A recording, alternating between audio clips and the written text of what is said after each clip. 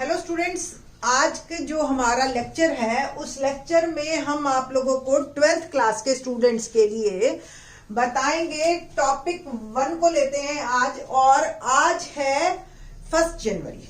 तो 1 जनवरी में आप लोगों को एक खुशखबरी तो मिल गई है कि पेपर ऑलमोस्ट हमारे मई में है। अब मई के पेपरों के लिए हमारे पास कम से कम 4 महीने हैं। 4 महीने लगा लो आप, ऑलमोस्ट 118 या 120 डेज ही लगा लो, चलो पूरे लगा लो, ठीक है। 120 डेज का अब बताते हैं हम, 120 दिन है अब हमारे पास, और अब हमें अच्छी तरह से तैयारी करनी है।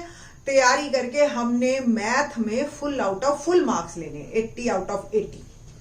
अब बात करते हैं 2 बोर्ड्स के स्टूडेंट्स के लिए मैं बात कर रही हूँ इस वक्त, Haryana board as well as CBSE board. हमारा पैटर्न सब कुछ ऑलमोस्ट सेम है। तो अब बात कि हरियाणा बोर्ड में जो हमारा चैप्टर 1 क्लास 12th में जो चैप्टर 1 है, चैप्टर 1 रिलेशन एंड फंक्शन, ये हरियाणा बोर्ड में 10 मार्क का आएगा। अभी जो लेटेस्ट न्यूज है 2021 में पैटर्न की बात कर रही हूं सिर्फ, ठीक है जी। तो 10 मार्क का आएगा, और उन्होंने हमें ये भी बोला कि 10 क्वेश्चंस आएंगे। अब डेफिनेटली वो 10 क्वेश्चन सारे के सारे ईच 1 मार्कर हैं।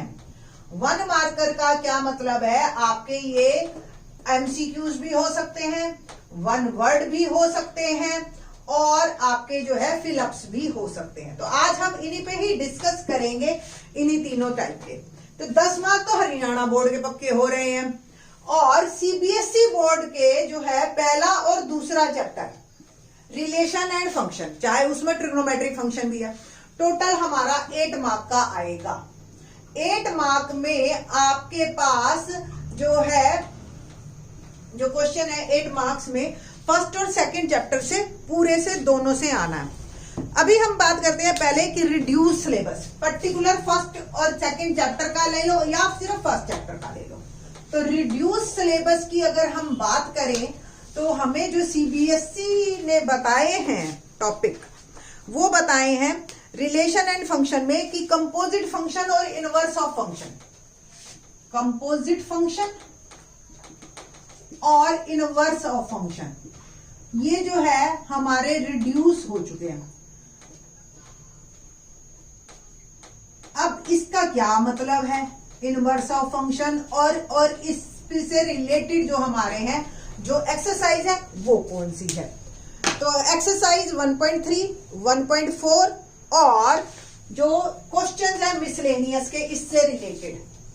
तो एक्सरसाइज 1.3, 1.4 और मिसलेनियस का जो क्वेश्चन है 1, 2, 3, 6, 7 और 14, ये सारे के सारे डिलीट हो चुके हैं। तो अब हमें जो है मेहनत जो करनी है वो मेहनत करनी है 1.1, 1.2 और बाकी बचे हुए क्वेश्चंस की जो मिसलेनियस के हैं, ठीक है जी। इस हिसाब से हम तैयारी करेंगे। सीबीएसई बोर्ड में भी यही है कि मोस्टली क्वेश्चन 1 मार्कर ही आएंगे आपके, या केस स्टडी से रिलेटेड आएंगे। तो आप लोग सबसे पहले तो कोई भी काम करने से पहले जो है आप लोग उस चैप्टर के बारे में मोटा मोटा जान लो कि उस चैप्टर में है क्या एक्चुअल में, तभी जाके 12th क्लास के आप उन क्वेश्चंस को कर सकोगे। देखिए अभी इन दिस लेक्चर में कम से कम 16 से लेकर 32 तक के क्वेश्चंस आपके साथ डिस्कस करूंगी 1 मार्कर। तो उससे रिलेटेड या उससे अटैच कोई भी क्वेश्चन है वो आपको आने चाहिए। वो तभी आएंगे जब आपका पीछे से कंसेप्ट क्लियर होएगा। बहुत ज्यादा कंसेप्ट क्लियर नहीं चाहिए हमें, सिर्फ आपको मतलब पता होना चाहिए कि रिलेशन क्या है, फंक्शन क्या है, और रिलेशनशिप किस तरीके से बनते हैं मैथमेटिक्स में, और हमारे सिलेबस में और क्या क्या है। तो अब जो है हम बात करेंगे कि रिलेशन क्या चीज है। तो रिलेशन की जो डेफिनेशन है, मैंने इसके पूरा एनसीईआरटी के हर क्वेश्चन को डिस्क्राइब कर रखा है, और उसके जो है लिंक्स मैं भेज दूंगी इसी के डिस्क्रिप्शन बॉक्स में। बट रिलेशन क्या है मैं आपको फिर भी थोड़ा सा समझा देती हूँ। सपोज ए और बी 2 नॉन एम्प्टी सेट्स हैं। सपोज ये एक ए है, ये बी है, और 2 नॉन एम्प्टी सेट है। तो relationship is A cross B is called relation from set A to B. ये रिलेशनशिप में आपके पास ए और बी से सेट में आएंगे इस तरीके के ए बी टाइप के, where A from A and B from B, ठीक है। और इसके ऊपर कुछ कंडीशन लगी होगी। तो R as a relation from A to B. तो ए जो है आपका डोमेन कहलाएगा, बी आपका कहलाएगा कोडोमेन, और जो बाकी जो चीजें हैं आपकी उस हिसाब से बनती चली जाएंगी। सेकंड बात इसमें आएगा आपका नंबर ऑफ रिलेशंस। कितने नंबर ऑफ रिलेशंस बनते हैं? सपोज m एलिमेंट है ए में, n एलिमेंट है बी में, तो ए क्रॉस बी में कितने ऑर्डर्ड पेयर हुए? mn। तो हाउ मेनी रिलेशनशिप्स? 2 mn। इतने रिलेशनशिप्स बन सकते हैं आपके। सपोज ए के अंदर आपके 2 एलिमेंट है ए बी, ठीक है, बी के अंदर आपके पास 3 एलिमेंट है 1 2 3, तो कितने टाइप के रिलेशनशिप बनेंगे आपके? 2 3 6, ठीक है। तो ये जो है आपको ध्यान रखना है कि 64 रिलेशनशिप्स बन सकते हैं इनके साथ साथ डिफरेंट डिफरेंट टाइप के। अब जो हमारे सिलेबस में है types of relation, even NCERT में भी टाइप्स ऑफ रिलेशन बहुत सारे दे रखी हैं, बट हम जो है बात करेंगे सिर्फ और सिर्फ 3 टाइप के रिलेशनशिप्स की। पहली, रिफ्लेक्सिव रिलेशनशिप। जो भी रिलेशनशिप दे रखा हो वो रिफ्लेक्सिव होना चाहिए। जैसे आप नॉर्मली बात करते हो किसी के बारे में, मेरे को बड़ा दुख हुआ उसके बारे में सुन के, या मेरे को तो मजा आया अपनी फ्रेंड के बारे में सुन के, तो हर कोई कहता है हाँ अपने आप को रख के देख उसकी जगह तो पता चलेगा कि कैसे हम करते हैं, है ना। ये बड़ा कॉमन सा वर्डिंग है जो हम यूज करते हैं किसी और के लिए। तो same it is called reflexive relationship. Suppose मेरे पास एक रिलेशनशिप है ए एंड बी इस टाइप के हैं, where A is parallel to B. 2 parallel lines है, ठीक है, और मेरे को ये चेक करना है कि ये जो है पैरेलल है या नहीं। तो रिफ्लेक्सिव में हम दूसरा एलिमेंट भी ए ले लेते हैं, ओके। और ये क्या ए मेरा रिलेशनशिप से बिलोंग करता है या नहीं करता है, मेन बात ये है।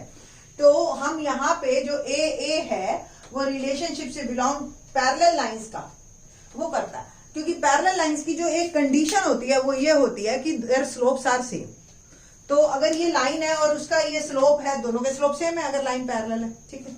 अगर सपोज यही रिलेशनशिप होता ए इज परपेंडिकुलर टू बी, अब ये बी है, तो क्या ए आपस में परपेंडिकुलर होगा? नो। तो फिर perpendicular relationship is not reflexive, ठीक। सपोज रिलेशनशिप होता A and B are sisters, ठीक है, A and B are sisters, तो फिर ए और ए ये भी फिर मैं अपनी सिस्टर हूं, सिस्टर मतलब गर्लिश वाला आ गया लुक, ठीक है। But A and B are brother and sister, वहां गड़बड़ हो गई, ठीक। तो इस तरीके से आपके जो है रिफ्लेक्सिव रिलेशनशिप काम करता है। और रिलेशनशिप में जैसे सपोज हमने कहा कि 2 ट्रायंगल्स हैं T1 and T2। T1 T2 relationship में है, T1 is congruent to T2। अब आपने ये बात आना है कि T1 रिलेशनशिप को बिलोंग करता है या नहीं करता है, ठीक है। तो T1 T2 बिलोंग करता है, हर ट्रायंगल अपने भी कॉन्ग्रुएंट होती है, ठीक। तो इस तरीके से आपके ये रिलेशनशिप रिफ्लेक्सिव रिलेशनशिप है। बाकी और चीजें आपको और ज्यादा एक्सप्लेन कर देंगे जब क्वेश्चन में आएगा। अगला है सिमेट्रिक। सिमेट्रिक रिलेशनशिप क्या है? सिमेट्रिक रिलेशनशिप में हमारे पास जो एक्स और वाई के बीच में रिलेशनशिप है वही रिलेशनशिप आपका x प्लस वाई जैसे हमने दे दिया इज रियल नंबर, ठीक है, where x and y both are integer, ऐसे दे दिया, and x plus y is also integer, ये बोल दिया, ठीक। तो अब हमें ये क्वेश्चन दे दिया, अब हमें ये पता है कि एक्स वाई बिलोंग करता है, ये given. Just we want to check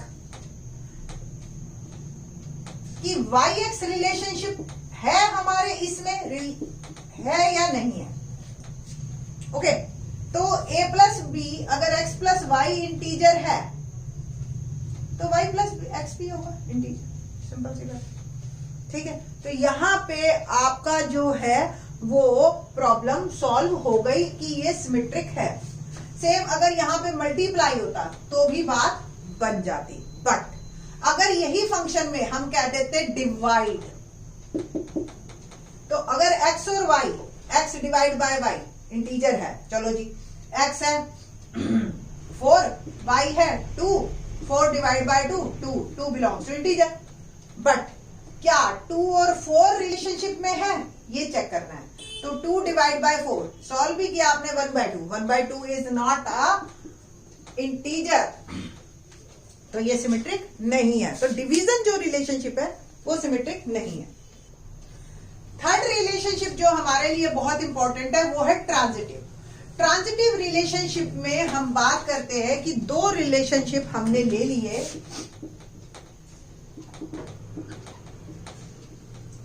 like x और y हमारे बिलोंग करता है, y और z भी बिलोंग करता है। हमें जो है चेक करना है कि x और z बिलोंग करता है या नहीं करता है। अब रिलेशनशिप में हम बात कर रहे हैं इस तरह के x और y, where x is a line parallel to y। तो x और y पैरेलल है, ठीक है, y और z भी पैरेलल है, ये तो दोनों दे रखे हैं। हमें ये चेक करना है कि x और z पैरेलल है या नहीं है। तो x parallel y, y parallel z, तो x पैरेलल z। तो ये रिलेशनशिप ट्रांजिटिव रिलेशनशिप है। बट सेम रिलेशनशिप में अगर परपेंडिकुलर वर्ड आ जाता, x y के परपेंडिकुलर है, चलो जी है, ठीक है, मान लिया। y z के परपेंडिकुलर है, ठीक है, ये भी मान लिया। बट x और z तो आपस में पैरेलल हो गए, है ना। तो यहां पे परपेंडिकुलर रिलेशनशिप के लिए ट्रांजिटिव रिलेशनशिप नहीं है। तो ऐसे हमारे ये जो तीन रिलेशनशिप आए, रिफ्लेक्सिव, सिमेट्रिक,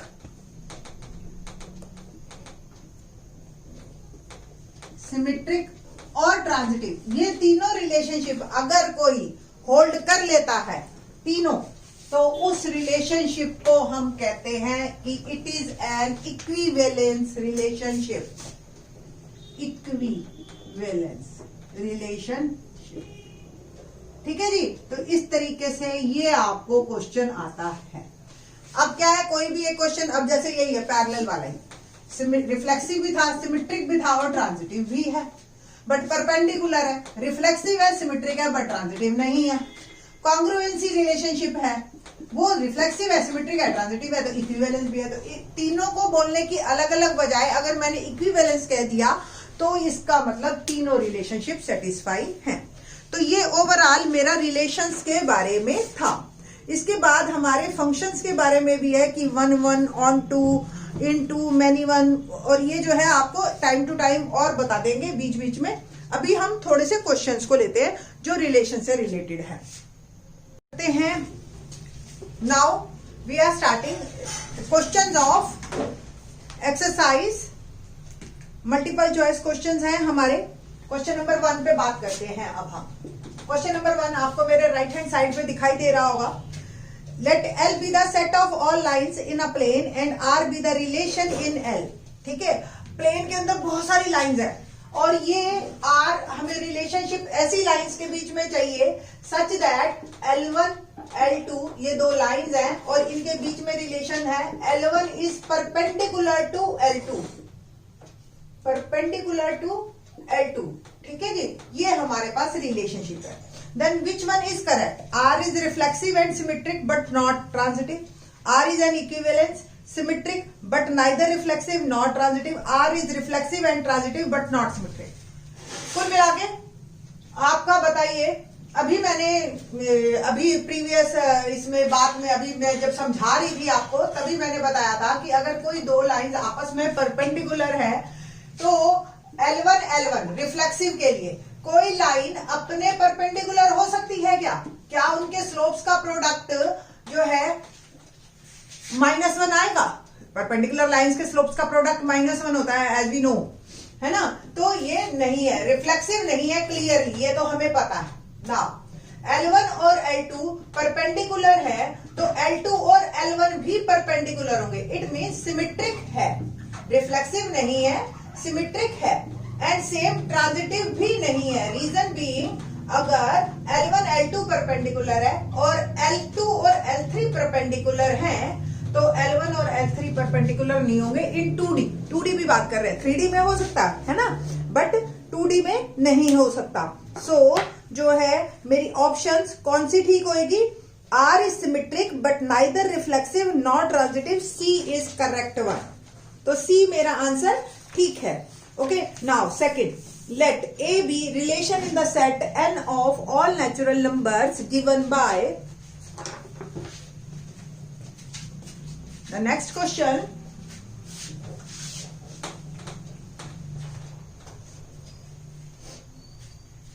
R रिलेशनशिप में, अब नेचुरल नंबर्स में हमारे ऐसे दो हैं कि R is equal to A B and A is equal to B -2 and B is greater than 6। B की वैल्यू 6 से ग्रेटर देन होनी चाहिए। A और B दोनों बिलोंग करते हैं हमारे नेचुरल नंबर से। And choose the correct answer. तो आप ना ऑप्शन से भी देख सकते हैं। देखो, फर्स्ट पार्ट 6 8 है, belongs to R। Second part 2 4 है, 3 8। मैं आपको ऑप्शन से करना सिखाती हूँ कि आपके ऑप्शन से किस तरीके से आप काम को कर सकते हो। 8 7। अब ये क्लियर है कि A और B, A is equal to B -2। It means B जो है वो A +2 है। इट मीन्स B जो है A से 2 ज्यादा है। यहां गैप देखो 3 का, पॉसिबल नहीं। यहां -1, यहां भी पॉसिबल नहीं है ना। तो ये दोनों तो वैसे ही कैंसिल हो गए। अब इन दो ऑप्शंस में बात करते हैं। A, B is greater than 6। B greater than 6 होना चाहिए। क्या ये 6 से ग्रेटर देन है? नहीं। So 1 is correct one. आप ऑप्शन से भी चल सकते हैं आंसर्स पे। Now question number 3, let A B C then a relation R A B B A A A और A इज सिमेट्रिक ओनली। देखो, symmetric only, transitive only, symmetric and transitive, reflexive and transitive. तो सबसे पहले reflexive के बारे में आपको बात करते हैं कि अगर A में ABCD 4 हैं, तो रिफ्लेक्सिव में आपको चारों मिलने चाहिए। AA, BB, CC और DD, ये चारों में से अगर एक भी नहीं है, ठीक है, तो आपका ये जो रिलेशनशिप है ये हमारा जो है वो रिफ्लेक्सिव नहीं है। तो पहला तो हो गया, ये तो खत्म हो गया। ऑप्शन मेरा डी करेक्ट, जो डी है खत्म। उसके बाद क्या आपने देखा AB है तो BA है, ठीक है, बस एक होना चाहिए, उसी का ही कन्वर्स होना चाहिए, ठीक है, तो वो सिमेट्रिक है। ठीक, तो सिमेट्रिक तो है, ये क्लियर। ट्रांजिटिव में अगर AB है BA है तो AA भी है, BA है AB है तो BB नहीं है आपका। तो ये देखिए, अगर मेरे पास BA बिलोंग करता है और A आगे फिर B से बिलोंग कर रहा है, तो BB भी होना चाहिए, पर BB मेरे को कहीं रिलेशनशिप में नहीं दिखाई दे रहा। दैट्स वाई ये ट्रांजिटिव नहीं है। सो थर्ड का जो A ऑप्शन है सिर्फ और सिर्फ वो ही ठीक है। AB, BA और AA।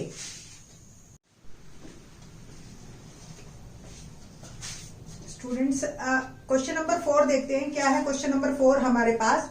The relation R in natural to natural such that AB relation CD A plus D is equal to B plus C। यानी कि फर्स्ट और फोर्थ ऐड करो और सेकंड और थर्ड ऐड करो, वो जो है सेम सम आना चाहिए।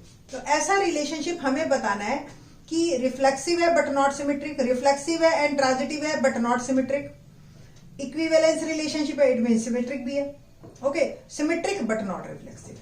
तो रिफ्लेक्सिव के लिए सबसे पहले आपको जो चेक करना है वो AB रिलेशन, और इसी पार्ट को हम दोबारा लिख देते हैं। अब अगर हम AB रिलेशन CD करते थे, CD लिखते थे, तो ये रिलेशनशिप हमारा कन्वर्ट होता था A plus D is equal to B plus C। First और फोर्थ एडिशन, सेकंड और थर्ड, यही है ना, ठीक है ना। अब इसमें अगर हम सेम फिगर को करते हैं तो यहाँ पे जो D की जगह रिप्लेस हो गया B और C की जगह हो गया A। तो a plus B is equal to B plus C, B plus A we know that very well, so it is reflexive. ये तो क्लियर हो गया, ठीक है। इट मीन्स ये हमारा इस रिलेशनशिप में है ना। अब ए बी और सी डी अगर रिलेशनशिप में है तो क्या C D relationship A B है, ये हमें चेक करना है। तो फर्स्ट और हमें फोर्थ और फर्स्ट और हमें ये सेकंड और थर्ड, तो देखिए आप ये और ये सेम है ना। तो हमारा जो ये रिलेशनशिप है ये सिमेट्रिक भी है। Now just we want to check कि ये ट्रांजिटिव भी है या नहीं है। ट्रांजिटिव के लिए हम पहले दो टर्म ऑलरेडी लेके चलते हैं कि हमारा रिलेशनशिप में है। ए बी और सी डी रिलेशनशिप में है, सी डी और ई एफ भी रिलेशन में है। ई एफ का रिलेशनशिप अगर हम बनाए तो यानी कि C plus F is equal to D plus E, ये है। Now we want to check कि A B relationship E F, क्या ये सेम रिलेशनशिप होल्ड करते हैं। It means A plus F क्या बी प्लस ई के बराबर है या नहीं है। तो हमने क्या करना है, बहुत सिंपल है, इन और फर्स्ट और सेकंड को ऐड कर दो। क्या कर ऐड करके आया, A plus D plus C plus F, B plus C plus D plus E, है ना, ये हो गए।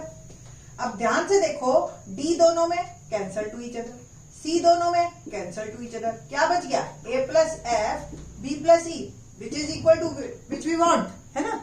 सो ये भी रिलेशनशिप में है। इट मीन्स ये रिलेशनशिप मेरा रिफ्लेक्सिव, सिमेट्रिक एंड ट्रांजिटिव है। और तीनों अगर रिलेशनशिप हमारे प्रूव हो जाते हैं तो ऐसा रिलेशनशिप हमारा क्या कहलाता है, equivalence relationship. So C option is correct one. तो मेरा सी ऑप्शन जो है ये करेक्ट है, ठीक है जी। तो ना क्वेश्चन नंबर 5 पे डिस्कस करते हैं। Let R be a relation on A B C such that R is equal to A B B C C और ए बी। रिलेशनशिप में ये चार ऑर्डर्ड पेयर हैं हमारे।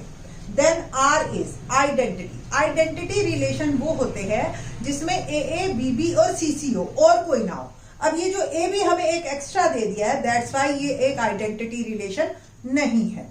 Number 2 reflexive. रिफ्लेक्सिव में ए के अंदर तीन ही एलिमेंट है, ए बी सी, और तीनों ही अपने साथ एक रिलेशनशिप बना रहे हैं, ए बी बी सी सी, तो डेफिनेटली ये रिफ्लेक्सिव है। So B option is correct one, ठीक है। सी सिमेट्रिक नहीं, आप ए बी है बी ए नहीं है, और एंटी सिमेट्रिक भी नहीं। ओके, क्वेश्चन नंबर 6 बात करते हैं।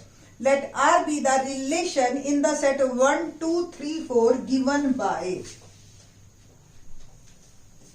R is equal to 1 2 2 2 1 1 4 4 1 3 3 3 और 3 2, ये सब है। अब हमें बताना है, सबसे पहले आप चेक कीजिए रिफ्लेक्सिव। क्या मेरे पास इसमें 1 1 है 2 2 है, यस, इज इट, 3 3 है, 4 4 है, तो रिफ्लेक्सिव ये है। ओके फाइन, ठीक। तो सी ऑप्शन आपका यहां पे खत्म हो गया। अब इसके बाद हम बात करते हैं 1 2 है, आप देख रहे हो 1 2 है, क्या 2 1 आपको दिखाई दे रहा है, नहीं दिखाई दे रहा। एक भी पेयर ऐसा मिल गया जो जिसका इनवर्स नहीं है, ए बी है बी ए नहीं है, तो वो सिमेट्रिक नहीं है। तो यहां पे आपका डी ऑप्शन भी खत्म हो गया, R is an equivalence relation, क्योंकि ये सिमेट्रिक नहीं है, ठीक है जी। सी ऑलरेडी खत्म था, डी भी खत्म हो गया। और अब बात करते हैं हम ट्रांजिटिव की।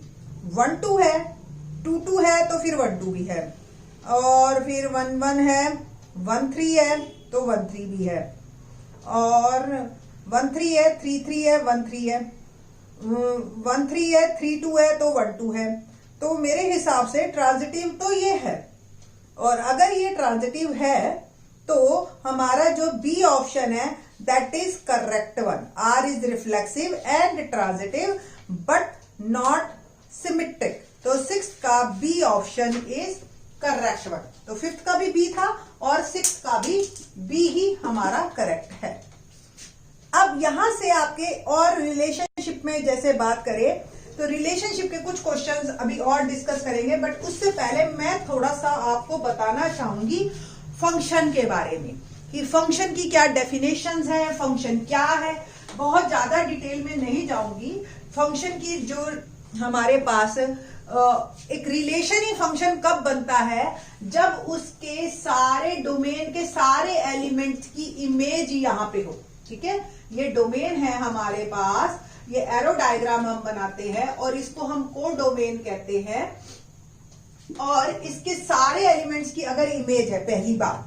दूसरी बात, किसी एक की दो कंडीशंस ही हैं हमारी। नंबर एक कि एक सबकी इमेज होनी चाहिए। नंबर दो, अगर इमेज है ऐसा ना हो कि एक की हमारी दो इमेजेस हो जाए, ये फिर फंक्शन नहीं है।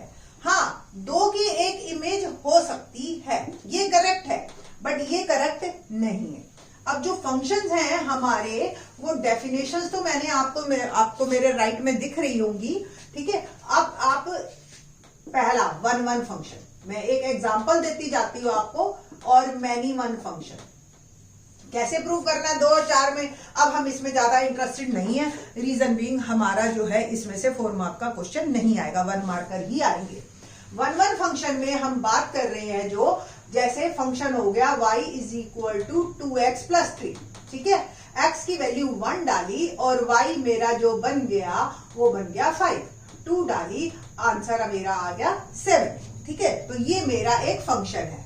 Function is equal to 2x plus 3 is one function. ठीक, ओके ना।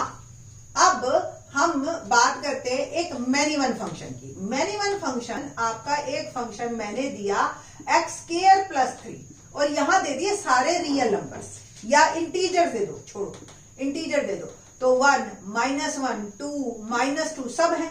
अब मैंने 1 डाला और 1 की जो है वो 1 की वैल्यू अगर मैं इस फंक्शन में डालती हूं तो 1 कहां जाके मैप करेगा, 4 पे। x की वैल्यू 1 डाली 4, -1 डाली वो भी 4 पे जाके मैप करेगा, है।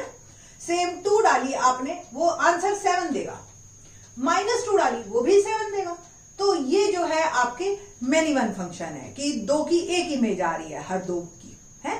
तो इस तरह के फंक्शन, अगर क्यूब आ जाता 3 की, ठीक है, इस तरीके से आप जो है आप ये कह के चलो कि इस तरह के फंक्शन मैनी वन फंक्शन होते हैं, और वन आई थिंक सो अब क्लियर हो गया।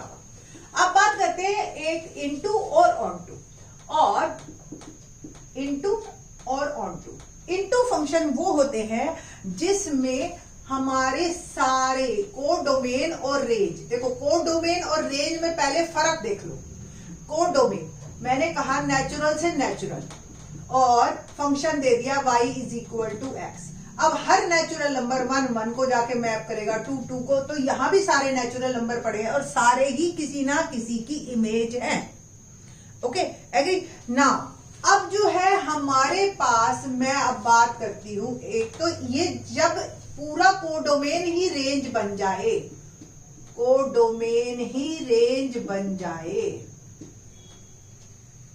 तो वो बन जाता है ऑनटू फंक्शन। यहां का एक भी मेंबर बचा नहीं जिसकी प्री इमेज ना हो। बट अगर फंक्शन मैंने दे दिया √x, और यहां सारे नेचुरल है, यहां भी नेचुरल है, ठीक है। 1 मैप हुआ 1 पे, 2 मैप हुआ किस पे, √2 पे। नेचुरल नहीं करते हम यहाँ पे, हम यहाँ पे बात कर लेते हैं रियल की, सारे रियल पड़े आप, ठीक है। और 3 मैप हुआ √3 पे। तो आपकी कोई ऐसा नंबर है जो 1 से √2 यानी कि 1 से 1.414 के बीच के लाखों करोड़ों नंबर है, उनकी कोई प्री इमेज नहीं है, क्योंकि यहाँ पे तो नेचुरल नंबर्स पड़े हैं सिर्फ। सो हमें यहाँ पे एक भी मेंबर अगर ऐसा मिल गया जिसकी प्री इमेज हमें ना मिले, तो ऐसे फंक्शंस को हम इनटू फंक्शंस कहते हैं। 2-3 बातें और बताना चाहूंगी इसके बारे में जो हमारे क्वेश्चंस में आएंगी। ऑनटू फंक्शन को सरजेक्टिव भी कहते हैं, नाम पता होने चाहिए आपको, ठीक है जी। ऑनटू फंक्शंस को हम क्या कहते हैं, सरजेक्टिव फंक्शन। और मैनी वन और 1 फंक्शंस को हम इंजेक्टिव भी कहते हैं। तो कुछ नेम आपको पता हो, ताकि आपके कोई अगर क्वेश्चन आ जाता है इस तरह का तो आपको ये क्लियर रहे फंक्शन के बारे में, है ना। तो फंक्शन में जो दूसरा नाम हुआ इंजेक्टिव और सरजेक्टिव, और दोनों ही अगर हैं तो कलेक्टिवली इनका नाम इंजेक्टिव 1 कलेक्टिवली इन दोनों को अगर हमने बात करनी है तो हम बाइजेक्टिव फंक्शन भी कह देते हैं, ठीक है। तो इस तरीके से आपके ये जो है फंक्शंस कंप्लीट होते हैं जितना हमारे सिलेबस में है, ठीक। और बाकी एफओजी जीओएफ इस साल सिलेबस में नहीं है, अगर अगले साल हुए तो अगले साल की अलग से वीडियो बना देंगे हम। ओके ना, अब जो बात करते हैं हम वो क्वेश्चन नंबर 7 पे बात करते हैं। That function is RR, real से रियल बात हो रही है, and be defined by fx is equal to x8। Function जो है मेरा x की पावर 8 बन गया है। अगर आप देखना चाहो एरो डायग्राम में तो ये x की पावर 8, और यहां भी रियल नंबर पड़े हैं, यहां भी रियल नंबर पड़े हैं। अब बताइए कि ये जो मेरा फंक्शन है ये क्या 1 1 है, ऑन टू है, 1 1 नहीं है, ऑन टू नहीं है, ये 4 ऑप्शंस हैं आपके पास, ठीक है। तो ये 1 1 आप बताइए, आप जब स्क्वायर वाला ही 1 1 नहीं था, मैंने आपको बताया था 1 और -1 दोनों ही 1 पे मैप हो रहे हैं, तो ये तो 8 पावर, ठीक है। तो ये 1 1 तो नहीं है, क्लियर हो गया, ठीक है। क्या ऑन टू है? ऑन टू में हमें ये देखना है, जैसे यहां सारे रियल नंबर है, क्या हर रियल नंबर की प्री इमेज है? ऐसे बहुत से नंबर होंगे बेटा जिसके 1/8 पावर कोई रियल नंबर होंगे सारे, ठीक है, बट बहुत सारे ऐसे नंबर होंगे जिनकी 1/8 पावर नहीं होगी इसके अंदर, ठीक है। तो ऐसे ये जो है हमारी D option is correct one, neither 1 1 nor onto, ये जो है हमारा फंक्शन होगा। क्वेश्चन नंबर 8, फंक्शन नेचुरल से नेचुरल है, f1 f2 1 पे जाके मैप हो रहे हैं। क्या है हमारा फंक्शन? एक तो जो डोमेन है वो भी नेचुरल है, कोडोमेन है वो भी नेचुरल है। फंक्शन 1 भी और 2 भी दोनों 1 पे जाके मैप हो रहे हैं ये मेरे, ओके। इस तरीके से हमने बनाया।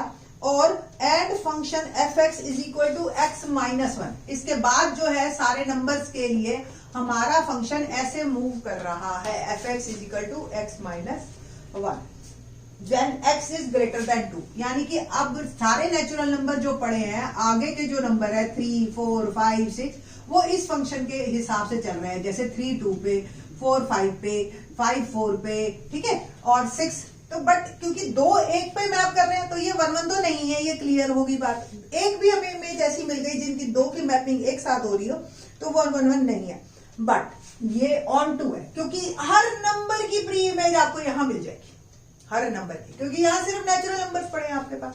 -1 कर दी गई है, it is also a natural number, ठीक। तो हमारे पास ये जो हो गया 8th में कि it is not 1 1 but onto, तो 8th का जो है ए ऑप्शन हमारा करेक्ट हो गया। ये जो एक क्लॉज अलग से दिया ना इन्होंने, इसके कारण से ये जो है आपका जो है फंक्शन जो है हमारा बन गया। अदरवाइज फिर वो अगर पूरा फंक्शन 1 पे भी दे देते ना, वो 0 0 मिलता नहीं फिर, है। तो मतलब आपको कुल मिला के आई थिंक सो क्लियर हो गया होगा कि 2 की मैपिंग 1 पे हो गई, दैट्स व्हाई ये 1 1 नहीं है, बट इन सारों की प्री इमेज आपको मिल जाएगी, इसलिए ये ऑन टू है। तो function is not 1 1 but onto, A is correct one. 9, function fx जो है वो मेरा 3x के बराबर है, और कहां से कहां चल रहे हैं हमारे, रियल से रियल चल रहे हैं, देखते हैं। यानी कि ये रियल और ये बन गया फंक्शन 3x। तो 1 है 3 पे, 2 है 6 पे, 3 है 9 पे, है ना, और 1.3 3.9 पे, है ना। इस तरीके से मैप होंगे जाके, डेसिमल वाले सब मैप हो जाएंगे आपके, ठीक। तो इसमें फंक्शन इज माई 1 1 और ऑन टू, क्योंकि 3x देखो आप अगर ग्राफ बनाओ, इसका ग्राफ से बहुत जल्दी क्लियर होता है 1 1 ऑन टू, ठीक है। तो ग्राफ अगर आप इसका बनाते हो तो ये एक 3x इस टाइप का जाएगा आपका ग्राफ। तो हर पॉइंट की इमेज है और हर पॉइंट की प्री इमेज है, ओके। तो ये जो है 1 1 भी है हर की अलग अलग इमेज बनेगी और ऑन टू भी है। So option A is correct one, A बिल्कुल ठीक है। 10th, let the function f minus B, function real में से सिर्फ b को हटा देते हैं हम, और b नहीं है, बाकी सारे नंबर्स हैं डोमेन में हमारे पास। ऑल रियल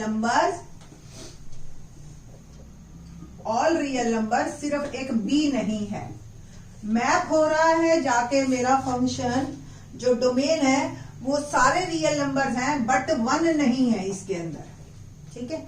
और जो मेरा फंक्शन है वो क्या फंक्शन है, f(x) is equal to x plus A upon x plus B. अब आपको समझ आ रहा होगा कि b को क्यों एक्सक्लूड किया। रीजन बीइंग, अगर x की वैल्यू मैं b डाल देती हूँ या माइनस b डाल देती हूँ यहाँ पे, ठीक है ना, माइनस b, सॉरी ये माइनस b है, तो माइनस b अगर डाल देती हूँ तो डिनोमिनेटर मेरा 0 हो जाएगा, और 0 हो जाएगा तो फिर ये फंक्शन इंफिनिटी पे पहुंच गया, नॉट पॉसिबल, ठीक है। तो दैट्स वाई ये जो है डोमेन में हमने माइनस b को एक्सक्लूड किया। अब बात करते हैं, वो कहता है कि a is not equal to b, ये भी कंडीशन दी है। अगर a b के बराबर हो गया तो a plus a b plus b, 2a is equal to 2b, है ना, a plus a upon a plus b। तो ये एक कंडीशन को हम खारिज कर रहे हैं, ये नहीं है, a is not equal to b। Otherwise ये फिर एक दूसरे को सारे काट देंगे तो फिर 1 आ जाएगा। तो यहाँ पे 1 एक्सक्लूड कर रखा है कि रेंज में 1 नहीं है, बाकी सारे रियल नंबर्स पड़े हैं हमारे, ठीक है। तो ये भी एक्सक्लूड कर रखा है आपने। तो अब बताइए कि ये फंक्शन मेरा 1 1 है या नहीं है, या किस तरीके से ये मेरा फंक्शन मूव करेगा। तो अब जो है सारी कंडीशंस को फुलफिल करते हुए ये मेरा फंक्शन 1 1 भी है और ऑन टू भी है। सेम आप अगर इस ग्राफ को बनाएंगे तो आपको जो है बिल्कुल क्लियर इमेज मिलेगी इसकी। तो मैं आपको एक ऑप्शन दे रही हूं, वैसे एक डेस्मोस है, आप अगर अपने फोन पे इसको प्ले स्टोर से जाके कर लो डाउनलोड, और फिर आप इसी को डालो तो आपको ग्राफ एकदम से दिखने लग जाता है, ठीक। तो ट्राई करके देखना, कोई प्रॉब्लम हो तो मेरे को कमेंट कर देना, मैं आपको बता दूंगी और फिर से कि डेस्मोस कैसे काम करता है इसके बारे में भी बता दूंगी, ठीक है जी। तो डेस्मोस से आप चेक करके देखना इसका ग्राफ। तो C इज करेक्ट वन मेरा इसका answer. So given function is both 1 1 and onto. अब 11th क्वेश्चन की बात करते हैं। A function f from the set of natural numbers to integers is defined by fn is equal to n minus 1/2 जब n odd है। जब n even है तो ये n/2 की तरह बिहेव करता है। थोड़ा सा मैं इसके बारे में और ज्यादा क्लियर कर दूं, ये फंक्शन किस तरीके का है, समझ के चलोगे ना फंक्शंस को तो आपके लिए बड़ा इंटरेस्टिंग टॉपिक बन जाएगा ये। यहाँ पे सारे इंटीजर्स पड़े हैं, इधर भी इंटीजर्स पड़े हैं सारे के सारे। फंक्शन जो मेरा है, अगर 1 ऑड डाला मैंने, n minus 1/2 if n is odd. अब बताओ, मैंने n 1 ऑड है तो मैंने 1 डाला ऑड, तो जब 1 डाला तो मैप हो गया ये 0 पे जाके, है ना, 1 माइनस 1/2, ठीक है। अब देखिए 0/2 0।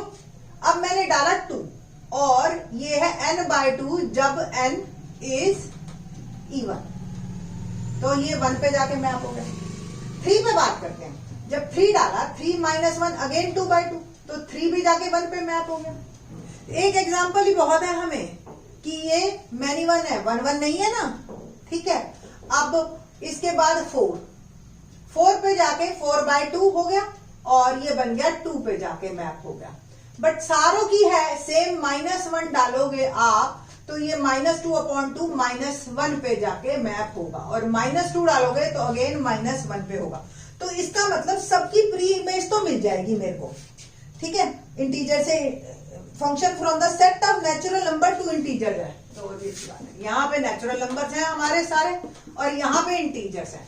अब इंटीजर से क्या होगा कि नेगेटिव की मैपिंग हमें कहीं भी नहीं मिलेगी, नेगेटिव की मैपिंग नहीं मिलेगी। ये जो -1 -2 ये सारे के सारे पड़े हुए, जब ये सारे पड़े हुए हैं तो आपका जो है ये एक इनटू फंक्शन बन गया, क्योंकि सारे के सारे नेगेटिव पड़े रह गए। तो ये मैनी वन और इनटू फंक्शन है, यानी कि हमारा जो ए इज ऑप्शन है ना, neither one one nor on to.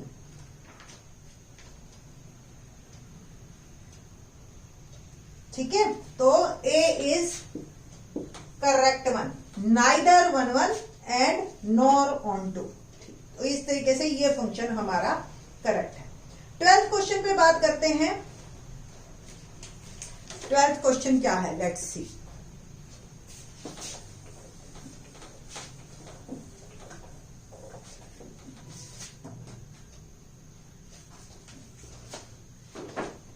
a is equal to x such that -1 से 1 के बीच में बात हो रही है। ए एक सेट है जिसमें -1 से 1 के बीच के सारे एलिमेंट हैं और फंक्शन हमारा ए से ए चल रहा है। फंक्शन क्या है, x mod x। तो आप बताइए कि ये किस तरह से injective but not subjective. Injective मैंने बताया था, 1 1 को इंजेक्टिव कहते हैं और ऑन टू को सब्जेक्टिव कहते हैं। एक बाइजेक्टिव अगर दोनों है तो उसको हम कलेक्टिवली बाइजेक्टिव बोल देते हैं। Subjective but not injective, neither injective nor subjective. ये सिर्फ पजल करने के लिए है, नहीं तो इस तरह से चारों ऑप्शन पीछे के भी थे हमारे, इसी टाइप के चल रहे थे। अब x mod x पे बात करनी है। अब x और जो हमारा फंक्शन है, इधर भी a पड़ा है, इधर भी a ही पड़ा है, -1 0 एंड 1, और जो है हमारे पास -1 0 एंड 1। जरा डालना इसमें -1, ये पॉजिटिव हो जाएगा और ये -1 इंटू 1 बन गया -1, तो -1 मैप हो गया -1 पे जाके, 0 0 पे ही और 1 1 पे। तो कुल मिला के अगर हम इन्हीं तीनों पे ही बात करें या इनके बीच के भी कोई नंबर्स पे हम बात करते हैं, तो ये एक बाइजेक्टिव फंक्शन है। ये 1 1 भी है और ऑन टू भी है। So option B is correct one.